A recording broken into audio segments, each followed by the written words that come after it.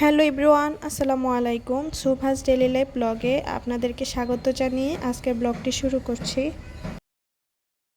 আজকে আপনাদের মাঝে শেয়ার করব তিতাবিহীন মিষ্টি আলু দিয়ে একটি করলার রেসিপি। এভাবে রান্না করলে করলা একদমই তিতা লাগবে না। যারা করলা খেতে পছন্দ করেন না তারাও এটা চেটেপুটে খাবে।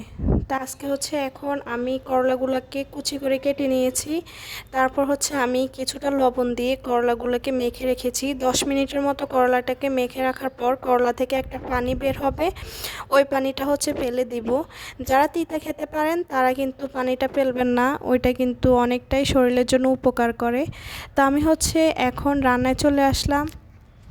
একটি প্যানে আমি পরিমাণ মতো তেল দিয়ে দিয়েছি। তারপর বেশি করে পেঁয়াজ কুচি দিয়ে দিয়েছি। পেঁয়াজ কুচিটা ভালোভাবে কষিয়ে নেওয়ার পর এখানে কাঁচামরিচ দেওয়ার পর আধা চা চামচ রসুন বাটা, আধা চা চামচ লবণ, তারপর আধা চা চামচ হলুদ গুঁড়া আর সামান্য কিছু জিরা গুঁড়া দিয়ে ভালোভাবে কষিয়ে নিয়েছি। তারপর আগে থেকে ধুয়ে রাখা করলাটা দিয়ে দিয়েছি। করলাটাকে ভালো করে ভেজে তারপর আমি এখানে মিষ্টি আলুটা দিয়ে দিয়েছি।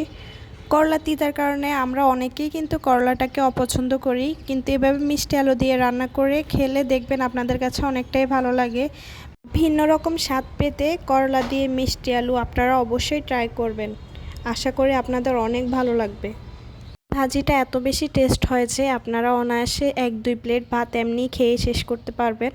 আপনারা এরকম একটা ছড়ানো প্যানের মধ্যে করলাটাকে ভাজি করবেন, ঢাকনা দেওয়া ছাড়া। আমি কিন্তু একবারও ঢাকনা দিই নাই, ঢাকনা না দিয়ে আমি ভাজিটা করে নিয়েছি। আমি করলাটাকে এখানে একদম ভাজা ভাজা করে রান্না করব, যেন কোনোভাবেই তিতা না লাগে। এভাবে ভাজা ভাজা করে রান্না করলে কিন্তু অসম্ভব মজা লাগে।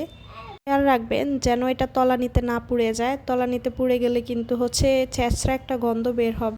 এই তো রেডি হয়ে গেল আমার মিষ্টি আলু দিয়ে ঝরঝরা করলা ভাজি রেসিপি। ধন্যবাদ সবাইকে এতক্ষণ পর্যন্ত আমার ভিডিওটা ধৈর্য ধরে দেখার জন্য।